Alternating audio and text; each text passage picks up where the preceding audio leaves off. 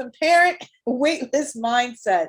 This is going to blow your minds. It blew my mind creating it because I had to I always whenever I think about things that I've done that are out of the norm, I have to reverse engineer how I got there. Like, how was I able to create this outcome? Even when we could talk about potty training Juliana with a sign, we could talk about teaching her to use sign language and then start speaking.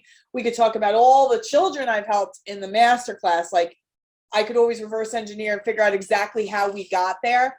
I want to teach you how you can figure this out for yourself so you guys can become me. I don't want to save your baby. I want to help you to get the skills to save your baby.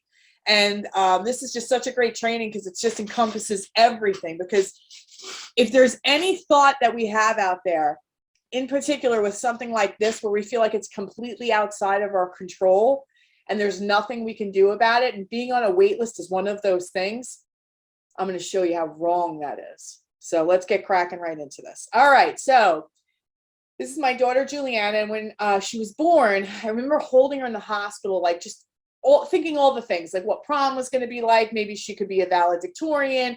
Maybe she could be the president of the student body. And when she got diagnosed, all of that went away. Like every thought, every idea I had, every dream just got snuffed out in that day on the couch when he looked up at me and said, well, he was on the floor with her and said that she was on the spectrum. Everything just went black.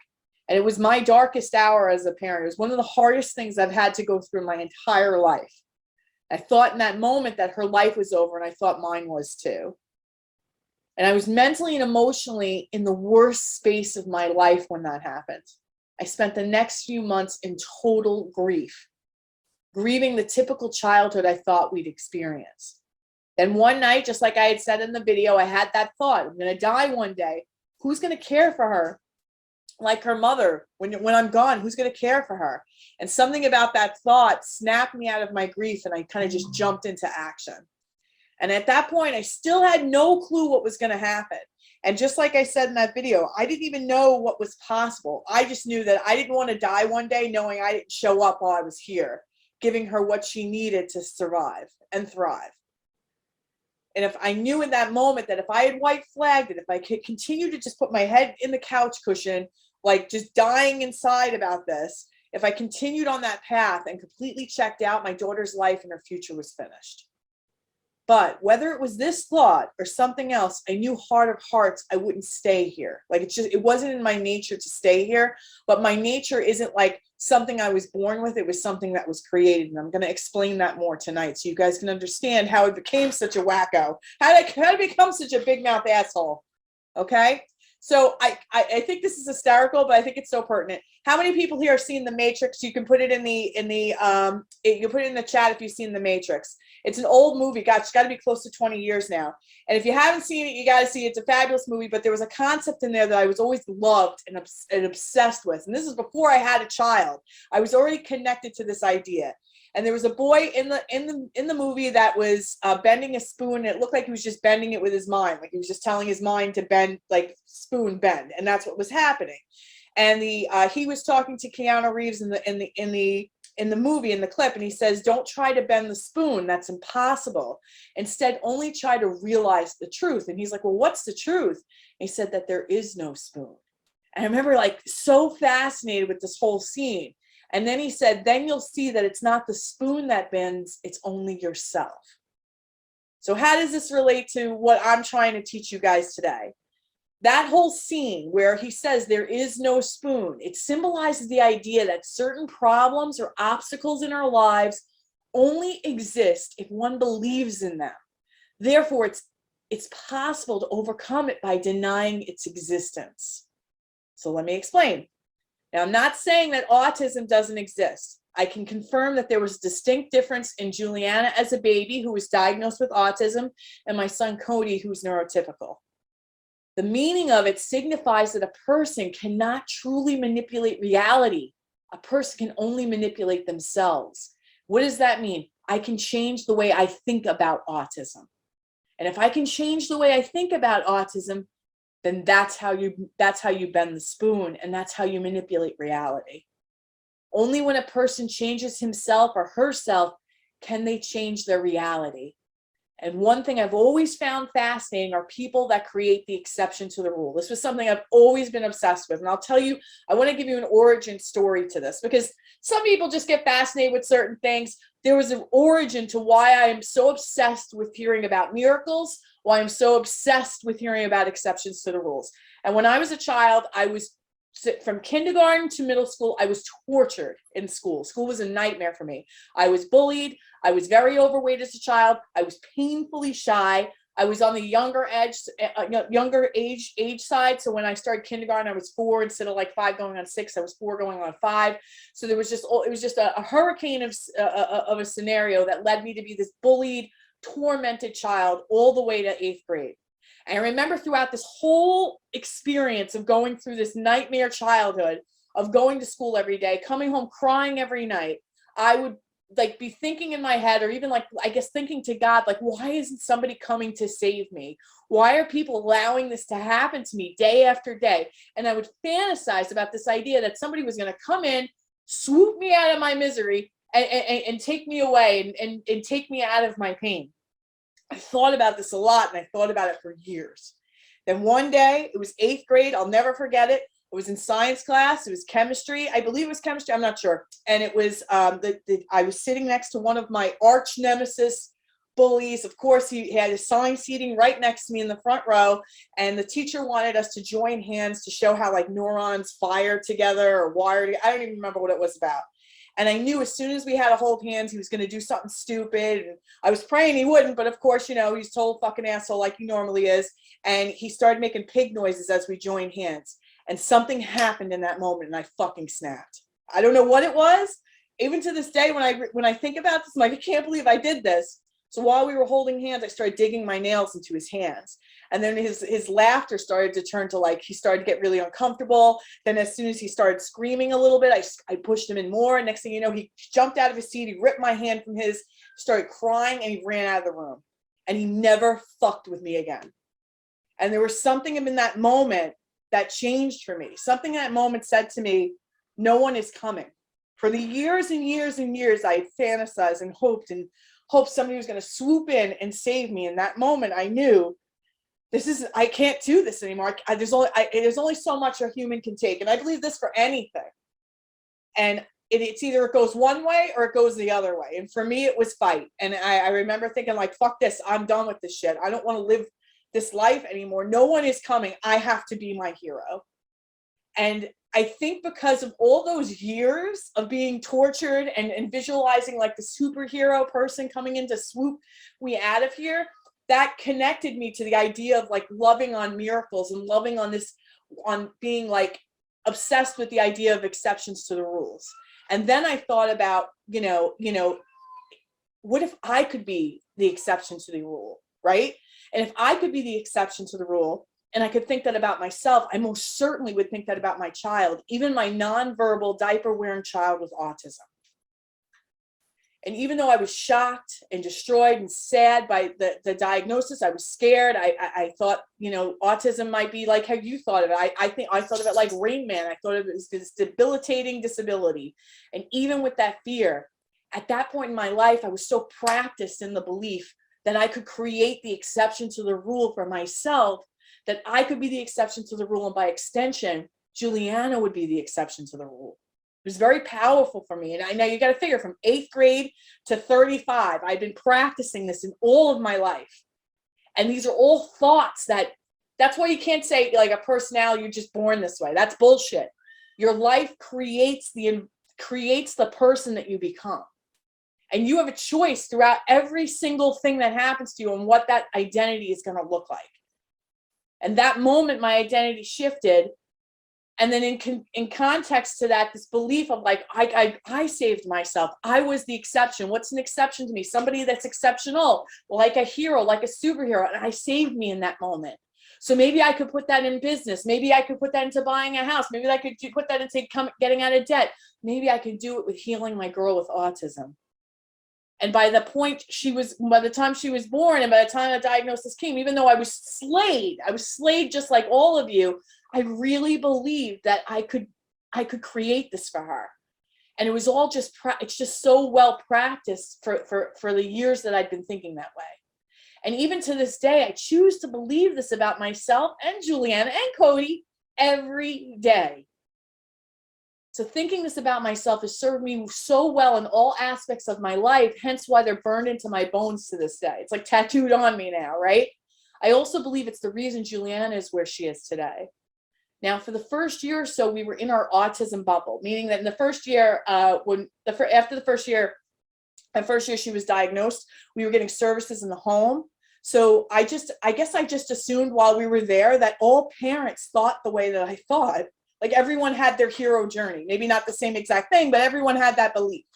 And if they didn't believe it about themselves, because they knew people could be depressed, they knew people could be anxious, they knew people may be down on themselves, I just believed 1,000% if somebody had asked me that they believe, if they don't believe it about themselves, they 1,000% believe it about their kids. Because that's why we all created humans, right? We all created these little humans because we wanted to love on them and mush them and raise them into awesome adults. And I don't think a parent who doesn't think like me doesn't have the same intention.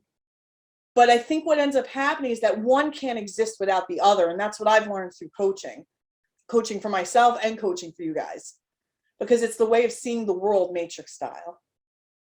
Meaning I can't change anything for my child if I don't believe I can create change for myself. And we talk about this concept in the program called the invisible umbilical cord, meaning that if I feel like shit and I'm having shit thoughts about this, then that's going to actually directly affect the outcome I get for my kid when I want to teach them important life skills like potty training and communication. And you can't change that autism is here, but you can decide how you want to show up for yourself every minute of every day. And only when you do that can you change your reality and the reality for your baby. That's how powerful the mind is of the parent to affect the child. I can't give you the path of getting off a wait list if you've already given up on a limitless future for your baby. Now I'm going to show you the tactical. I've got great tactical. I'm going to go over examples after example of how you can solve for being on a wait list. But if you don't fix this first, nothing I give you is going to matter. You're already defeated here. You're not going to take the action like I would take it, feeling like this awesome, amazing, exception to the rule individual. You've got to start feeling that way about yourself, that you're capable of making the impossible possible. And if you don't think thoughts that create the action to change you, and in turn change your reality, you could end up like these parents I've encountered. And by the way, this started as soon as we left early intervention. That means Juliana was going on 3. We went into a special education preschool. We had an ABA center in it. And I went out on a weekend retreat with some of these parents. I said, let's go for a weekend. Let's go for a weekend away. And this is what they were talking about in the hot tub. Parents of preschool children talking about giving up their homes to the state to be a group home. So when they die, their child will definitely have a bedroom and a home to live in after they're gone. Parents putting teenagers that they'd rather have home with them in group homes because they didn't have a home to give to the state and they needed to get in the system. And they don't want them to lose their spot for when they'll need it as an adult. Parents of young children going to estate planning or transition planning workshops. Parents talking about starting businesses for dignified employment of children who will be adults with special needs. Parents who spend tons of their time trying to change the world and make the world inclusive to the child instead of focusing on getting the child prepared for the world that stops for no one. Now, I consider myself a planner, and I'm realistic too. I'm not like pie in the sky. I understand that there's a need for some of these things. I'm not disagreeing with that. And I always like to think 5 steps ahead for myself. But I take huge fucking issue with a parent who future chips their kid into a group home before the age of 5, even the age of 10 or 15 for that matter. No one, and I mean no one, can tell you where a 5-year-old, a 10-year-old, a 15-year-old will be at the age of 16, 18, 25, or 35. And how many times, if not for your child, I know I've had it for both. I've had it for actually both kids and myself and my husband. How many times as a professional, meaning a doctor or a therapist or a teacher, told us something about ourselves or our kids that was 100% wrong? Comment in the chat. Fucking happened to me constantly. How many times have they been wrong? And if you think this way, if you're already signing your house off to the state with a 5-year-old or a 10-year-old, You give up on your kid before the job has begun, and you're missing out on an opportunity to meet your child where they are now, helping them learn life skills where they are now. So this is where the thoughts are. These are the knee-jerk thoughts. I call our pre-matrix thinking. So I want to know, have you had these thoughts? I've had all these thoughts too, by the way. I've tried everything. Nothing works. I don't know how to help my kid when they don't understand. Autism is a death sentence. My child has a dual diagnosis. They're not like other children. My child is older. I've been around the block. What's going to happen to my child when I die? Am I going to have to deal with this forever? So here's how the brain works. You have the power to change your child's futures and results by starting here. And I'm going to go into the tactical. That's what you all came for. And I get that. But if you don't fix this, none of the tactical will matter. And we start with the mind and the thoughts that we're thinking. Your thoughts create feelings. And these feelings are in our body, and they drive the action or inaction you take for your child. And you have the power to change your results for your baby one thought at a time. By thinking intentionally and deliberately with different thoughts that leave you feeling empowered, motivated, and willing to believe an alternate outcome is possible for you and your baby, your reality will change because you show up differently for your child than you do right now.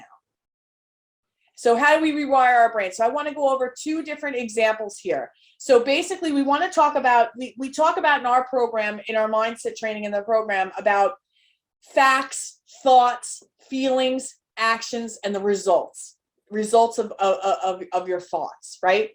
A fact is also known as a circumstance. It's a solid, meaning that you could submit this fact into the court of law. Like everyone would agree that this is what's going on right now. So the fact that's bringing you all here to me tonight is you either are waiting for an autism diagnosis or you're waiting for ABA services, and they said there's a wait for services. I said 6 months in this example. The thoughts you might be having are, there's nothing I can do. This is completely out of my control. I don't know what to do next.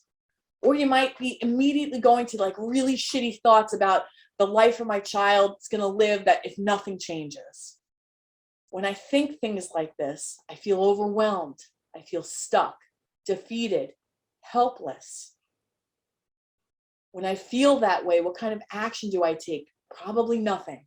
Or I research myself into procrastination and then I avoid doing anything, then that makes me feel even more stuck. It's like a crazy 8. And the result is the child doesn't get any services and you continue to be on this wait list. Now I want to talk about what we work on in the program, and this is changing your thoughts. You have full control over this. If you didn't know that, now you know, somebody's told you. You don't have to think shitty things anymore. You can think things that are going to move you in the right direction. We call it champion parent thinking. And what I want you to note here too is the fact for the default parent thinking and the champion parent thinking is exactly the same. It's neutral. Shit's going to happen outside of our control. They're neutral. People are going to say shit that's going to agitate us. That's neutral too. It's the thoughts we have about it that triggers good action or bad action. So if I called an ABA agency and they said there was a 6-month wait for services, the thought I had, and this is exactly what I did, I don't wait on wait lists, especially if it's for my baby. Okay? And the feeling, and I believe that, right? Now, you have to understand, I don't go from nothing I can do, I don't know what to do next, to just believing I don't wait on wait lists. It's because it's in my constitution that I believe in the exceptions of the rule, that I've been doing this, been loving to create that for myself for years and years and years, that this thought is natural for me now, that I don't wait on wait lists, especially if it's for my child. And the emotion I feel about that is I'm a problem solver. I feel powerful. It feels factual in my bones. I had to work to get there. You don't start on the left and work to the right. You have to work your way to that. The action that I take is I start calling around. I network. I'm ready to drive. I get creative. And the result is my child gets off the wait list. Now I want to give you a real example, because I never had an issue with a wait list for ABA services. When Juliana was diagnosed, we were in early intervention for a year. as we were in early intervention, the law passed. I was the first person that I knew of that got ABA through insurance in my neighborhood or on Long Island or whatever the case may be. I even like worked with the first agency that was accepted in network with any insurance carrier, because I was all over it when I saw that the law had come out. So I want to give you a real life example that I'm sure many of you can relate to, and that is COVID. How many here had to wait on a diagnosis because of COVID? How many here are still waiting because of COVID? How many here have never gotten services started because of COVID? Okay. Now, when COVID happened for us, Juliana was already getting services. To this day, Juliana is amazing. At this point in her autism journey, you wouldn't know she had autism if I didn't tell you now. If you met her on the street, you would just think she was you just think she was a neurotypical kid. But I love ABA. I'm obsessed with behavioral therapy. Even to this day, I still say it's the needle mover for her, the primary educator for it, even past school. If I had to compare school or ABA, I could only have one. I would always take ABA, because behavior therapy, it speaks to the rawest, purest form of communication, which is our behavior, and behavior never lies. And if we speak on that level, we'll always get through to our children. And that's my experience with ABA. That's the experience my families have had in my program. So I want to give you the example, because we had ABA services. We still have it. I love it. We're right now, the reasons we have ABA now is to really fine tune the dials of social skills for Juliana. But other than that, and trying new foods. So we have it for a couple of things. But like, I still had it during COVID. COVID happens. So now I want to give this example. This is what I heard tons of. The fact was, all services shut down during COVID. This was a fact. Everyone could turn on the TV. Everyone could watch the news and see that everything was shut down except for supermarkets and hospitals, right? The thought I had, or that I've heard parents have, I didn't have this. Nothing I can do. I don't know what to do next. Everyone's in the same boat. And then I start thinking about my child's life and feeling like shit, because if they don't get them the services, it's only going to get worse, and it's going to ruin their life, right? The emotion I feel is the same as before. Overwhelmed, stuck, defeated, helpless. I'm in the same boat as everybody else. The action I take, nothing. Overloading research that makes me feel more stuck, or I'm trying to figure out if I can learn it myself, and I'm already overwhelmed and have my own feelings that haven't been addressed. And the result is the child doesn't get services. This is the exact example of what I had went through when COVID happened. Okay, so I had the same circumstance that you guys had. All services were shut down. I was in New York. We were one of the first states to shut down completely. The thought I had when this happened, we kept running I said to my RBT at the time, like, do you want to still come? I don't care if you still want to come. I want you to come. Yeah, no, I want to come. Okay, great. So she kept coming. Then the agency called and said, stop. No more services. New York said we have to shut down. We have to shut down, right? So when that happens, when it happened to everybody else, I didn't think anything. I'm like, I'm just going to keep it going until they shut me down. Then when they shut me down, I was like, I wonder if I could find a workaround for this, right? Because this is just how I operate. Now I got a lot of time on my hands, right? So I'm like, I wonder if I can figure out a workaround for this. And the emotion I felt when I think that thought is I feel like a problem solver. I feel powerful. I feel factual in my bones that I could maybe I can figure something out. Maybe there's a loophole I can manipulate here, right? The action I take is I start calling around, asking questions, making suggestions. I'm going to tell you exactly what happened. They call us, they say, all right, she can't do it. She's got to shut down. So I said, okay. So then I call my RBT and I said, listen, if I can get services back, do you want to come back? Yeah, I don't want to stay out of work. I'll come back. And she's like, I just work with you. You know, right at that time, I think she was working just with us anyway, or she was working with another family and us, but she was doing like 20 hours or something with us. So she's like, I would just work with you guys and not work with the other family. I'd rather work with you guys anyway. I'm like, okay, great. So I'm like, so then I call the agency and I say, listen, agency, or actually I call the BCBA first, because BCBA, if you have ABA services in the home, you have the BCBA as the supervisor. The behavior tech is the one that you see on the day-to-day. So I call the BCBA. I said, listen, it says in my insurance that ABA is it's a medical necessity for autism. And, if they're keeping the hospitals open, obviously because it's a medical necessity to keep a hospital open, I think behavioral therapy should still fall in this category. So, maybe we could set up a conference call to talk to the director and maybe get my insurance on the phone and see if we can all be in collaboration with this. Just what she said to me, I'll never forget. Michelle, everything's shut down. I'm like, no, I understand. I know, but this is, it seems kind of important. Like, I don't feel like this should be, I don't feel like we should not have this, And I said, and I'm willing to do it and take the risk, and so is the RBT. So I don't see why we can't do this. Michelle, the new director of our agency, she's a PhD. So she's telling us to shut down. I think we should just take her word for it. And then I got pissed when she said that, because I'm like, I'm a fucking PhD in my kid. All right. So now I'm like, you know what? Now I definitely want to talk to her, because I understand what you're saying and everything. And I know she's a PhD, but I think she speaks English. So I'd like to talk to her and just say, like, plead my case here. I think it's important that we have this discussion. So then she gets her on the phone with me. She says the same thing. And I said, listen, my insurance says specifically this is a medical necessity. That's why it was passed as a law. It's ABA. My daughter needs it. Listen, she's going to regress because she's not going to school now either. So we're not going to get the social interactions. I'm definitely going to see behaviors. I'm pleading my case here that this is why it should be approved. And then I come up with the idea. I said, what if I'm willing to sign a waiver that I will not hold company ABC responsible if I get COVID, or if any of us get COVID from the tech. And if the tech is willing, which I already knew this because I already asked her, if the tech is willing to sign the same thing, not making you liable, not making me liable, vice versa, nobody's going to be held liable if anyone catches COVID. Would you consider this? And she said, I'll talk to the owner of the agency, but I just don't think so, Mrs. Rogers, right? I made a joke because I was just talking to Christina, who's our RBT, about this before she left tonight.